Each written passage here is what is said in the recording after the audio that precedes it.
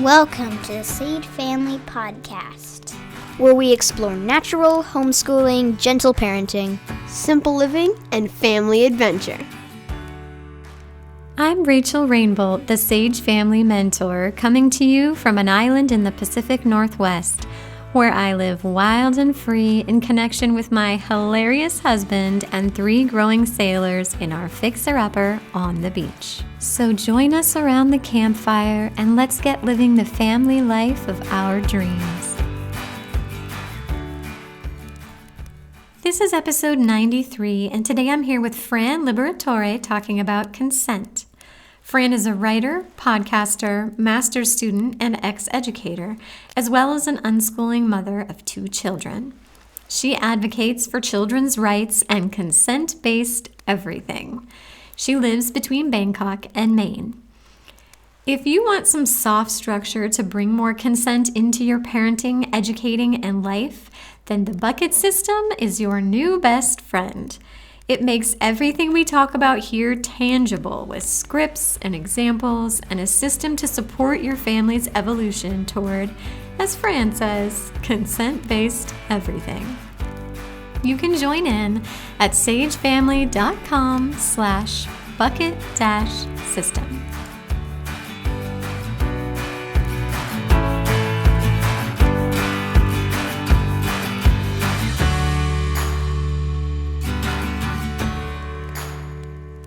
Welcome to the show, Fran. Will you introduce yourself and share a bit about who you are and what you're passionate about? Sure. Thanks, Rachel, for having me on. I'm Fran, and I'm a mother and a writer and an unschooling parent. So I would say those are my main roles. I'm also doing a master's in early years education. I used to be a Montessori guide. So that's kind of where I arrived at a lot of things, like through working in early years and working with children. And I am particularly passionate about children's rights and about centering consent in our homes. Nice. You are just the perfect person to have this conversation with about all things consent-based. So let's start, I think, with the why. Like, why does consent matter? Okay. This is a big question. I thought, so perhaps I'll just define what consent is. Perfect. That's the way I see it, just so it might be a little clearer. Like, I feel like in the kind of in a literal sense, consent means agreeing to something, right? But I think in a broader sense, it can mean inhabiting our own sense of agency and autonomy and figuring out how we're going to show up in a space with other people who are also in their own agency and autonomy. So it's really more about coming to agreements and figuring out who we're going to be and how we're going to show up and what kind of relationships we're going to craft and create, right, in a space. So that's the way that I see it. Okay, so it matters because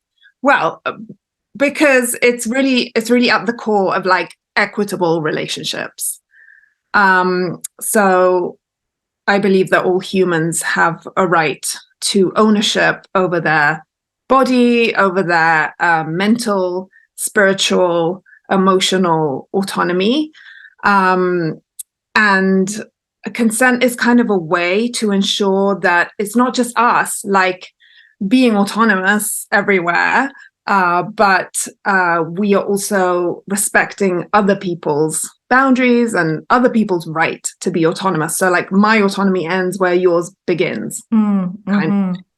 So I feel like consent is a good concept to embody if we're not just going to be like free and do whatever we want, but we're going to like be autonomous and like know who we are and be authentic and show up as our authentic selves, but we're also going to respect other people and all the stuff that they're bringing to that space. Yes, I love how you're taking sort of this systems context, bringing that systems context to this topic of consent.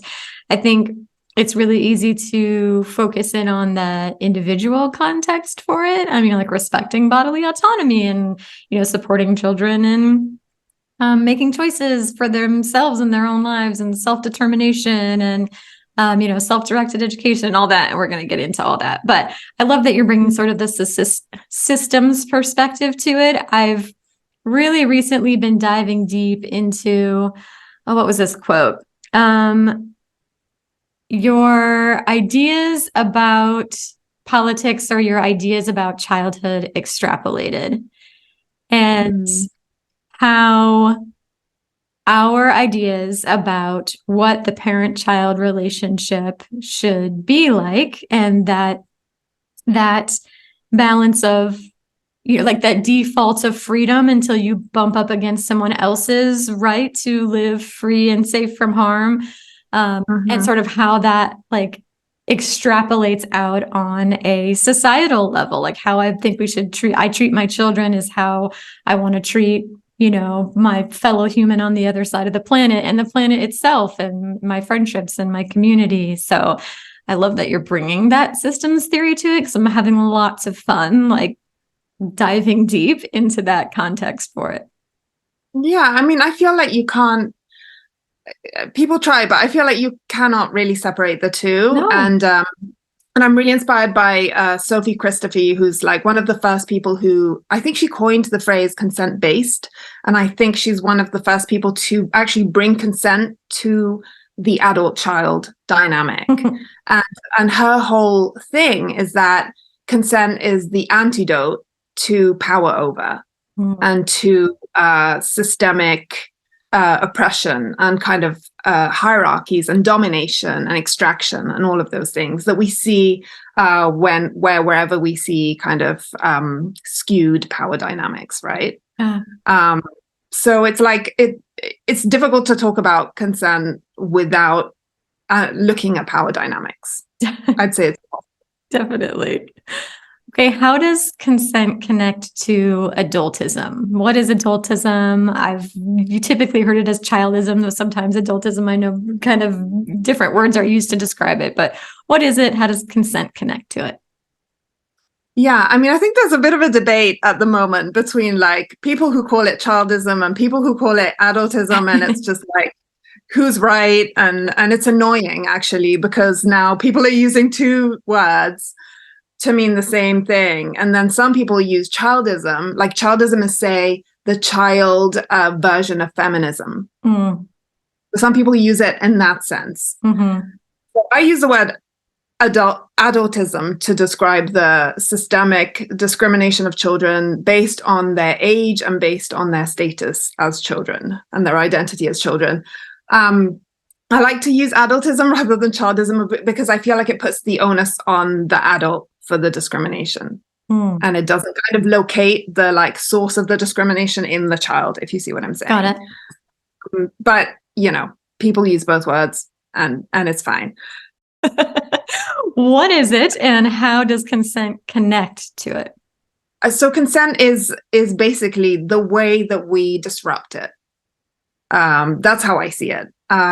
So engaging in relationships that are rooted in consent is the way that we call out adultism, and we see it and we become aware of it, and we try to dismantle it. I mean, I think it is like any ism, like it's a process. It's not like we're like, I'm consent based, and then suddenly you're not adultist anymore. Like it's just not obviously like that, and it's a long process. But I think it's an important consent-based for me is an important way to address that. Yeah, because when I'm in my own kind of autonomy, and I'm also respecting my child's autonomy and agency, then adultism is less likely to happen, and there's less likely to be that kind of power imbalance that you see in relationships that are derived from adultism. And I mean adultism is also a much wider thing, I feel, than consent. Like it's just out there in society. So it's not just between us and our child, but it's like, it's systemic. So it's like in the structures of society, right? So we see it in schools, obviously, but we also see it wherever we go, like in the media and at the doctor's office and with your neighbor, and in the right, even children's books sometimes. So I mean, that's a much bigger issue, which being consent-based at home is not going to tackle the whole of adultism in society, but it's a start. Can you give us an example of adultism that we likely or might or could encounter, like just in our daily lives, and not really be aware that that's what it is? Yeah, I feel like it's everywhere, and the more you look, the more you see it. Yeah. And also now my children are a little older now, they're 9 and almost 12, and so they see it now. But I think because we've had conversations about what it is, now they can spot it. Yeah. So, and they will spot it sometimes before I do. But for example, language is a big one. So the way that we use language, will be like, stop being so childish. Like, I might say that to my husband, because child is associated to, like, I don't know, someone who like has kind of base emotions or like low emotions or can't control their emotions, or I don't know, it's a negative association. So the way we use, like, there are so many words that have the word child in them that are, describing something negative basically, or something you don't want to be. So I feel like it's there in the language, and also it's there in like public spaces, just the way that public spaces are and private spaces are structured. You go into, like, I feel like this is getting better now to some extent, but you go in any public bathroom and the children can't reach the sink and they can't reach the seat, not unless there's like a special child area, which doesn't often happen. And I think in some countries this is better than in others. So I know these are just like 2 examples, but I feel like once you start to look,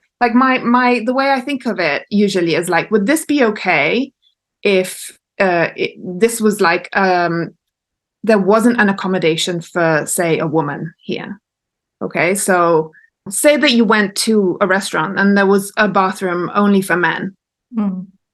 Yeah. I mean, now I know this, I don't want to get into the whole bathroom debate. We can have a bathroom for everybody, and that's totally fine by me. But it's just an example to be like, structures in society that like exclude one group of people based on the fact that we don't give them much importance, really, and we don't give them a voice, like in society. So just based on their age. Exactly. Okay, how do we create a culture of consent in our homes?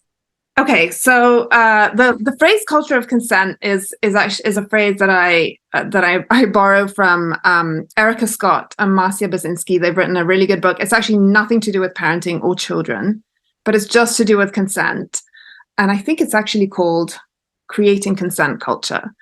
And they describe how, you might want to just be like, hey, let's be consent-based, and then like start doing consent. But it's actually quite hard to be in a consent-based relationship if you haven't worked on creating an environment that is conducive for consent, and an environment where consent can flourish. So it's one thing to say to your child, for example, like, oh, from now on, like, you're going to be able to learn whatever you want, just as a random example. And then you might think that you've done consent like that. Like, you're like, okay, they can learn whatever they want. But then there could be other things, there'll be, for example, like the existing power dynamic between you and your child, which is always skewed towards the adult. So they might actually not ask to learn about something that they really want to learn about because they know that actually you don't approve of that thing. Maybe you never said it, but they can sense it because they know you. And so I think you need to create that environment where your child feels safe to freely consent. So to freely say yes, no, and maybe. Yeah, because for consent to be sincere, they have to feel safe to exercise it. Exactly. And so I think one of the most important things for creating a culture of consent is to encourage saying no, and encourage dissent in our homes. And I know this is maybe not such a popular thing to say. I mean, I have one child who has no issue at all with disagreeing with everything I say and doing the opposite of everything. So I don't worry about them so much. But I do have another child who, for a really long time did things because they thought that was what I wanted them to do, even though I hadn't ever explicitly said that. Yeah. And so I actively have worked on encouraging them to speak out and encouraging them to trust me with things that they might not have trusted me before because they maybe were scared that I'd be angry, I'd get angry, or I'd judge. So non-judgment is also one of the things that I think is really important, like just seeing our children for who they are and for what they've done, and looking upon them with kindness rather than judgment, which is a huge one for me because I started off parenting being super judgy, just in general about myself fundamentally, but also my children. And I've had to work really hard to get to that place of non-judgment, and I don't always succeed, obviously, but I'm closer than I was. And then there's a few other things like awareness of power dynamics, which we've spoken about, and boundaries. So understanding boundaries and how they might work in your relationship and in your home, understanding autonomy and like why that's important, and also self-consent. So this is a concept that Sophia Graham came up with. She has a blog, and it's basically about figuring out what we actually want. So we can't really consent to anything. We know who we are, and we actually know what we want. So self-consent is, she describes it in detail, and I'm not going to go on about it, but it's basically ways that we figure out how to say an authentic yes, no, maybe. So I think, so that's like such an interesting concept. That is. And then of course there's like the idea of kind of partnership and mutuality, which makes it all work, I guess, because consent isn't like a one-way street, and it's not like I ask you one thing and you say another thing. Like it can be that. Like sometimes it is. Sometimes it's like, can I give you a hug? And it's like, yes, no, maybe, or whatever. But a lot of the time it's not really that. You're not always having to ask permission. It's not always like about giving permission or granting permission. It's about, being in a relationship that's kind of like where there's like a mutual exchange and where there's partnership. So like if I didn't know anything about you or your mission or your, philosophy, and I just, was invited into your home and walked into your home, like what might I see or hear that might like give me clues that, this home has a culture of consent? Like what might that actually look or sound like to someone from the outside who's not familiar with this stuff? Okay, that's interesting. I mean, I think I think it probably wouldn't look that different to any like other kind of unschooling, self-directed family, because I think consent is at the heart of baked in. Yeah. So, there's that. I'm trying to think of like specific things. Well, I guess things like bodily autonomy related things that maybe not all unschoolers necessarily would do, such as, my children can eat whenever, however they want. And that doesn't mean that they're just like, spreading crumbs all over the house and whatever, because we have agreements around like, how are we gonna not make this be a mess? And then it's just going to be me having to clean up, because again, that's the like mutuality side of things, right? It's not just like a free for all. But it's their body, so they get to decide when they're hungry and how much they want to eat and when they're full. And the same with anything else that relates to their body. So like touch, what to wear, for example, when to rest, when to move, all of these things. I guess that's just like regular bodily autonomy. And then when we go beyond that, there's also, when you come to more kind of mental and spiritual autonomy and the ideas of you can decide what to learn, when to learn, if to learn. And that's kind of in your, you have ownership over that. Yeah. Even what to believe. Yes, exactly. Yeah. Exactly. So like, for example, we wouldn't, like, obviously we have conversations and I have opinions and I won't, I want to be like an honest person and I will tell them what I think, but I won't expect them to think the way I do. Yeah. And I won't expect them to be the person I want/need them to be.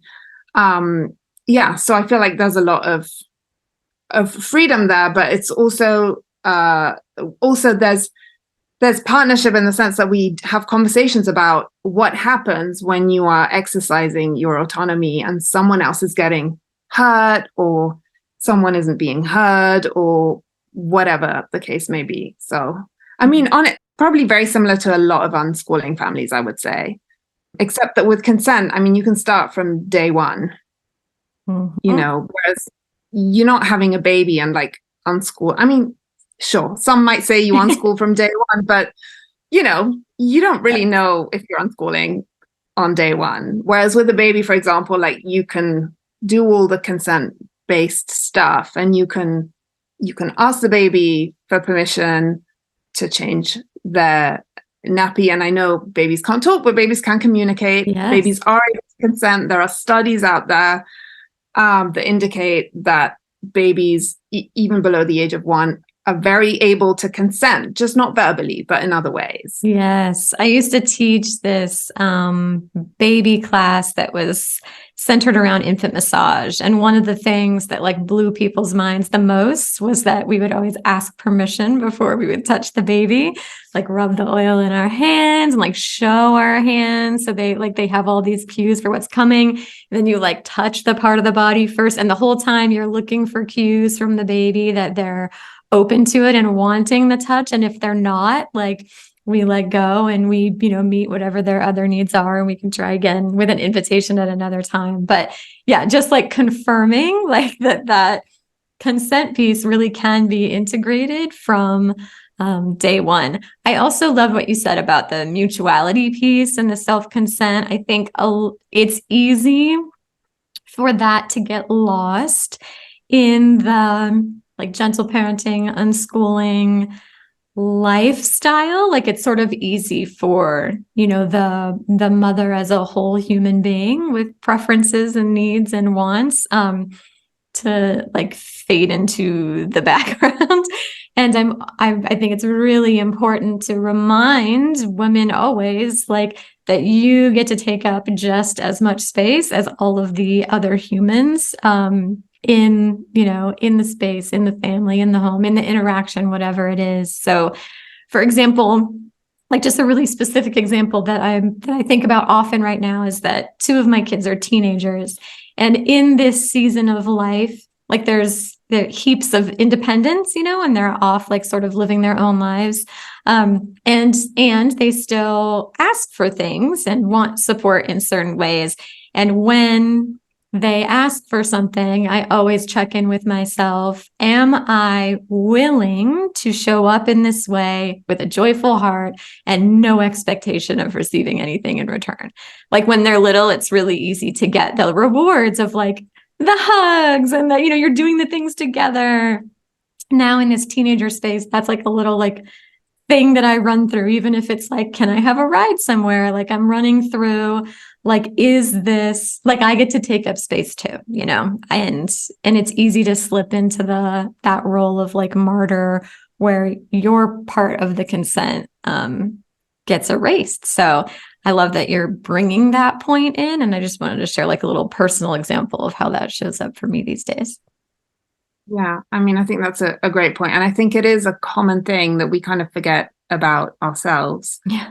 And that we, and I think that's why boundaries are so important as well in consent, and in like living in a consensual way, because we all have them. And really we should all get our needs met. Yeah. And boundaries help us get our needs met. And I know it's a little different between like parent and child. It's not the same as setting boundaries with an adult. It's not going to look the same. It's not going to be as like inflexible necessarily. But it's still a thing that we can do. Absolutely. How do we make consent-based decisions?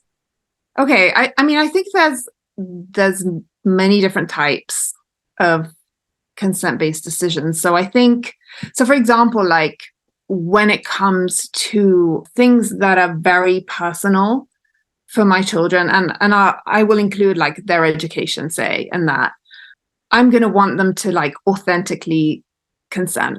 So really enthusiastically and authentically say, yes, this is what I want to do.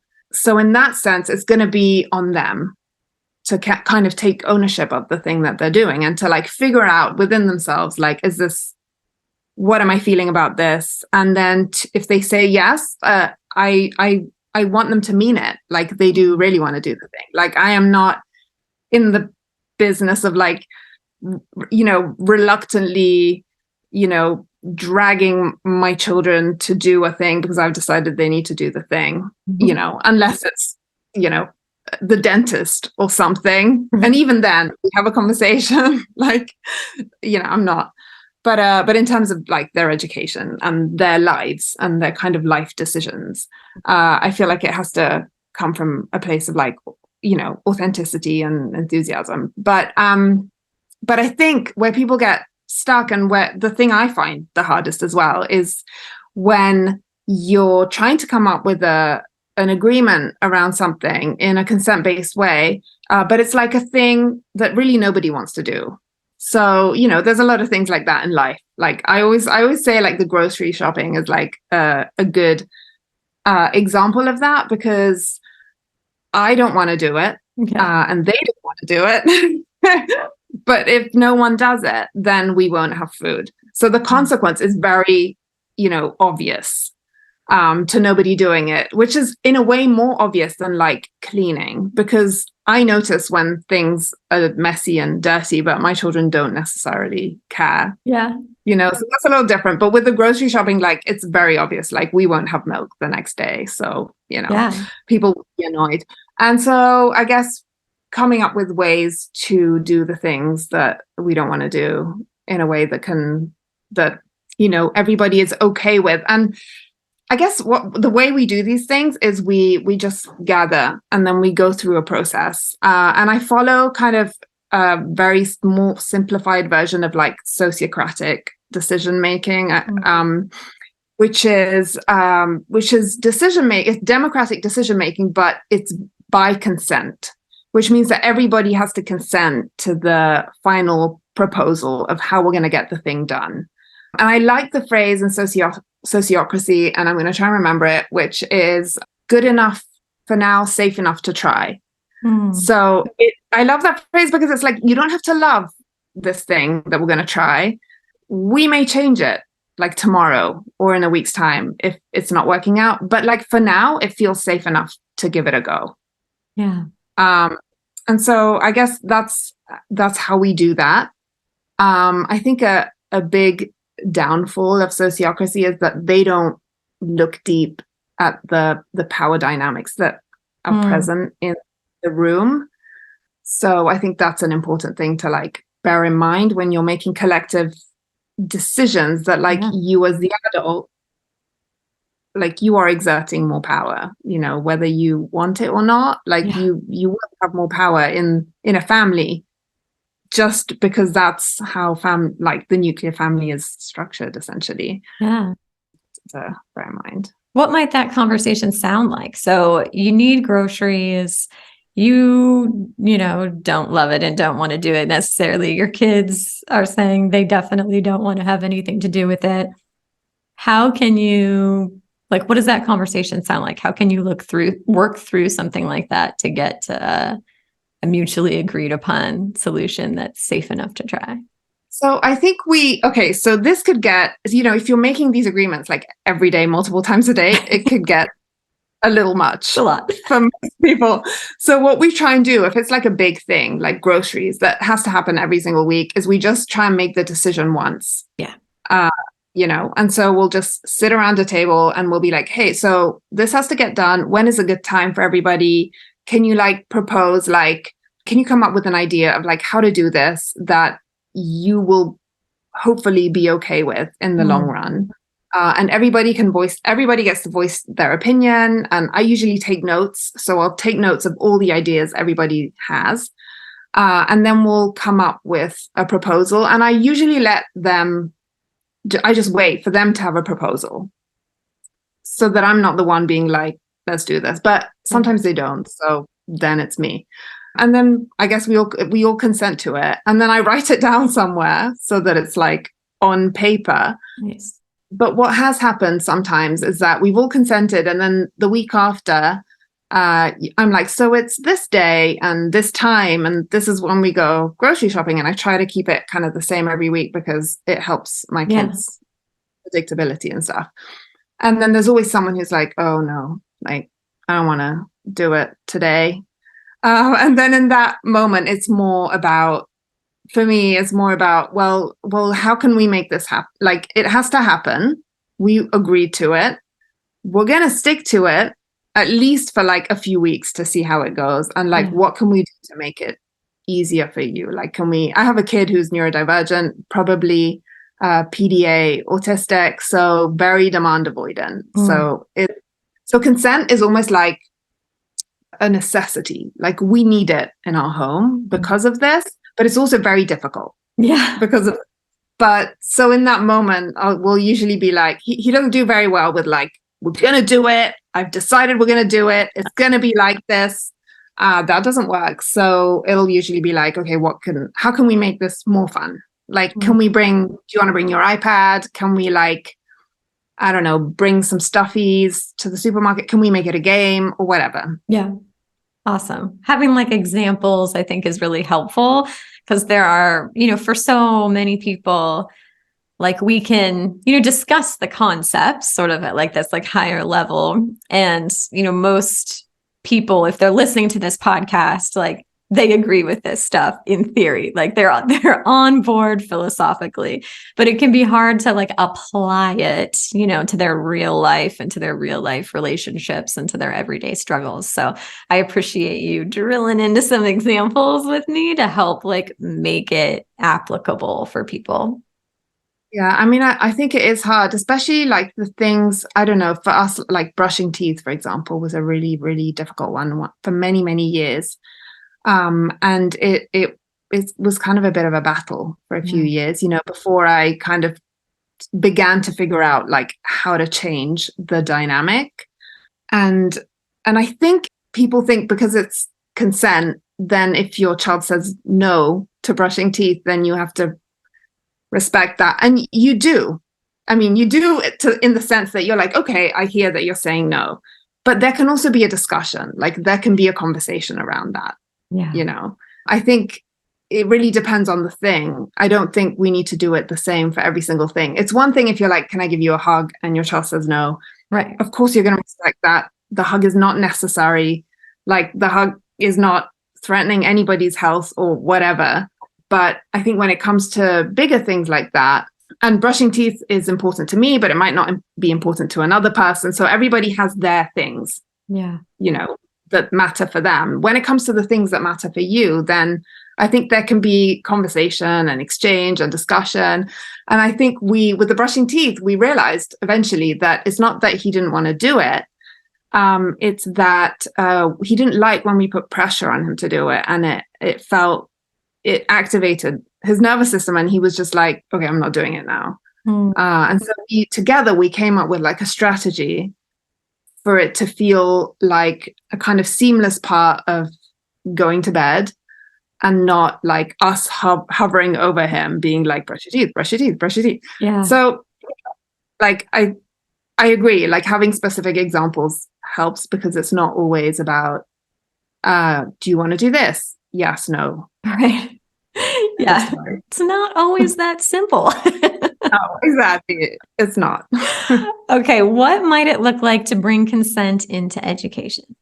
Okay, so consent-based education, Sophie Christophe, who came up with that term, sees it as like the kind of necessary other side to self-directed education, because she kind of sees it as like the way that that we bring in the kind of respect of one another, and that we not block autonomy, but like find the boundary of our own autonomy. Because self-directed education, I mean, a lot of people would say that actually the respect for others is built in, but the term is self-directed. Yeah. So it sounds like just us kind of self-directing our way around the world. And I think having an understanding of consent like brings the kind of more we're all in this together. We all need to meet each other side of it. Yeah, again, that systems context that like we don't exist in a vacuum. And like if I am being a self-directed educator and my child is being a self-directed educator and my partner is being a self-directed educator and my two other kids are being a self-directed, like how does that all fit together? So the language consent-based sort of includes that facet of it, it sounds like. Yeah, exactly. And so I guess there's that aspect of it, like the way it kind of like weaves together with self-directed education. I mean, for me, it's really like a kind of what I was saying earlier. It's about allowing space for my children to figure out who they are and where they fit in our family, in the communities we are part of, and in the world, and just figure out how they're going to show up in the world. Yeah. I don't know. That's what, like, for me, that's what education is, what consent-based self-directed education is. So it's not so much about like, what are you going to learn? I know that they're going to learn because they're doing that all the time.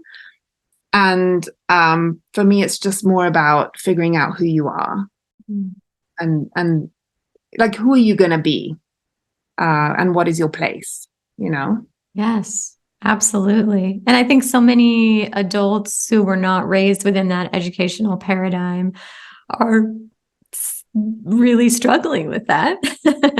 You know, at like 40, realizing I don't know who I am, and this place that I thought I was supposed to fit into in the world is not in alignment with who I actually am. So it feels like a tremendous gift to give my kids to sort of all along be engaging in that like self-actualization work of like just getting to know your authentic self and building on that through a strength-based lens, and then connecting with the world, like, because we're living in the real world, right? So like discovering those ways in which, in those settings in which you are a value add, like who you are brings something of value to the world around you. And that, like, that feels like the work.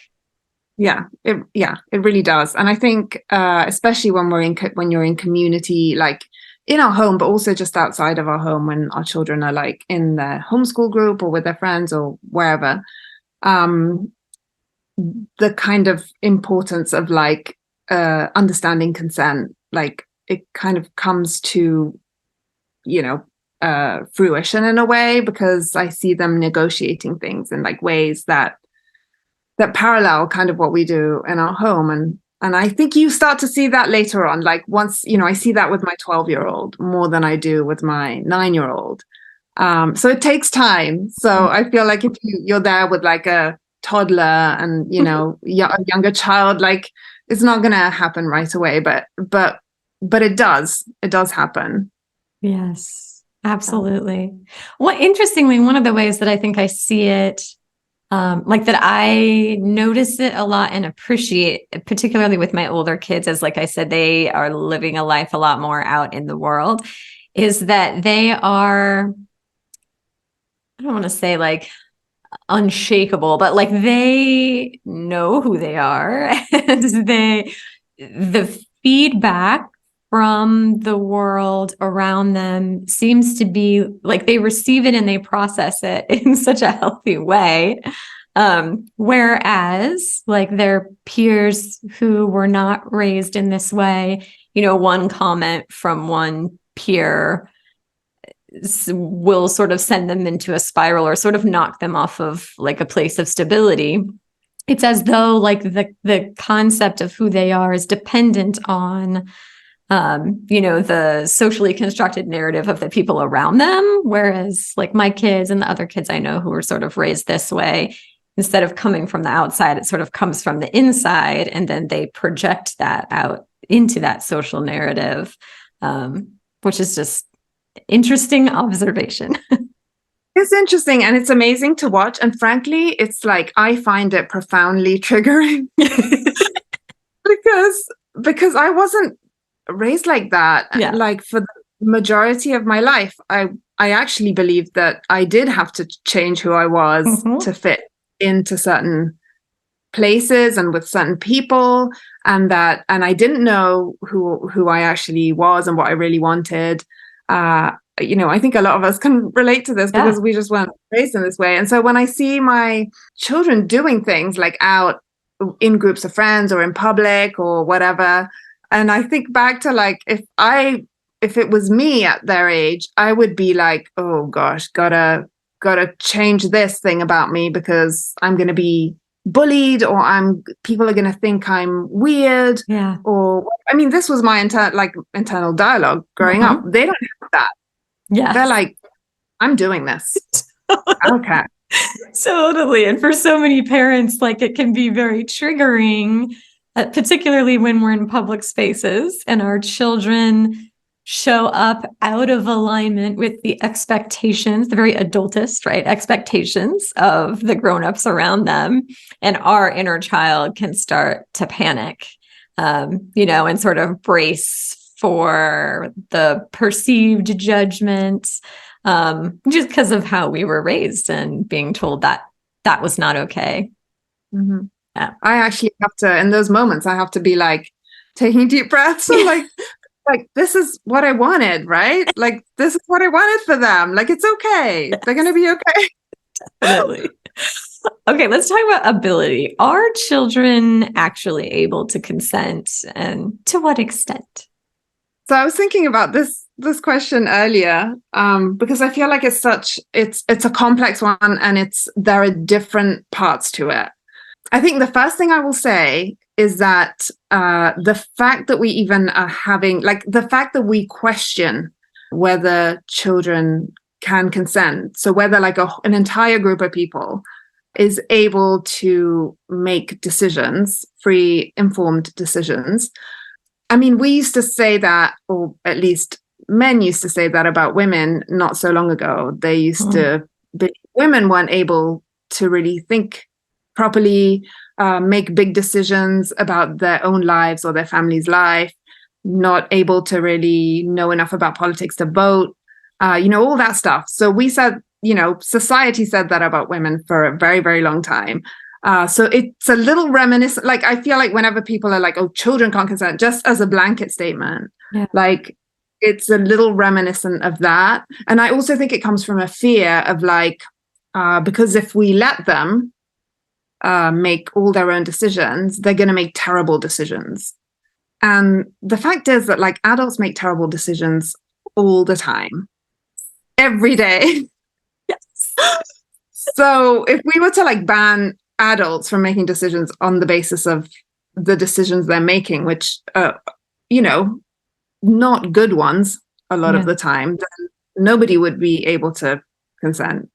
Yeah, I've been on that, based on that. Yes, I've been like reading and listening to a lot about voting, and that like an adult in the later stages of Alzheimer's has the right to vote, whereas like my 17-year-old child who is very informed and very responsible and has a real interest in that whole political world and exercising her rights and all that, like she cannot vote, and really starting to question, the assumed validity of that system of just saying, no, children, are second-class citizens and don't have those rights. It's just fun to question all of those assumptions that I hadn't previously questioned. It is. And I think voting is a really good example, actually, of how you can't just make a blanket statement about an entire group of people. Yeah. Not to mention that, like, and I'm not saying that, like, all children everywhere in the entire world should always be able to make all of their own decisions. So I'm not arguing for that at all. Like, we know our children, and presumably within our role is also like a caregiving and a safeguarding role. So of course, like, that matters. But I also think that, like, the ways that we talk about children and our conception of children, especially in like Western industrialized countries, is an overwhelmingly negative one. And it's all about, children aren't capable, children are less than human, they're adults in the making, they're immature, like their brains are developing, but they're not whole people yet. Exactly. They're not whole people. So they don't deserve any of the same respect, any of the same rights, any of that. And I think that's a lot of the children can't consent stuff comes from the way we conceptualize of children. And also it comes from adultism and from the entire kind of power dynamic where, we get to make all the decisions and they just have to go along with it. Because also I've read studies where in other communities, for example, where where the power dynamic is not quite so clear between children and adults, because, for example, in certain communities, children are working. Yeah. I'm not advocating for like child labor, but I'm just saying that this is a fact, as in they sometimes have to go out to work. Sometimes the child is the main breadwinner in the family. And in these situations, people have done studies and seen how the children get a lot more say in the decisions of family life, because now the power dynamic has reverted onto kind of the child side in a way. Yeah. They're earning the money, like they get a say. So when people are like, children can't consent as a blanket statement, it just doesn't apply in that situation. Yeah, democratic schools are a nice like research sandbox for us too. Like, it's a nice doorway for people to start exploring this if it like feels uncomfortable for people out there listening. That, when you look at the research that's come out of like Sudbury Valley and the free democratic schools that are out there, which are sort of these not even micro, but they're these communities in which children have equal voting rights and say and decision making. It's all consent based, right? And they actually have really fantastic outcomes. Like, the children actually work together in community to make really good choices and choices that affect them. And so, of course, it makes sense that they have a say. They vote on employees and they come together in committee and vote on disciplinary action. And it actually shakes out to be really fair and creates a better community for the children, in which to thrive. So, yeah, people who are feeling uncomfortable thinking, no, there's no way like this could play out, like that could be a fun direction to go explore further and see some of the outcomes and how well it actually works when we treat children like whole human beings with their own valid thoughts and opinions. Does consent mean everything we do has to be arrived at through a collaborative process? Well, I think no, not necessarily. I mean, I've people have different ways of like actually putting it into practice. So it's going to look different for everybody, I think. And you have to figure out what works in your family or in your setting or whatever. But I know that, for example, some consent-based settings, like for, not like schools, but like kind of what is the word? Like a center that runs as a consent-based center, have rules. So the setting itself has some rules, like you can't break things, or everybody tidy up after themselves, or whatever. So it can be done that way. And I've heard people say that people who talk about this and write about this, that it's okay sometimes to just have, especially if your children are maybe younger or maybe not able to engage in something or in a decision, to just have a rule. Just be like, well, in this family, or have a value.